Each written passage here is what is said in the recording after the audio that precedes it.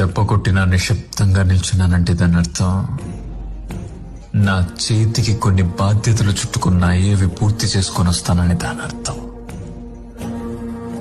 జీవితంలో ఎన్ని రకాల ఆనందాలున్నాయో అన్ని ముందే అనుభవించుకో.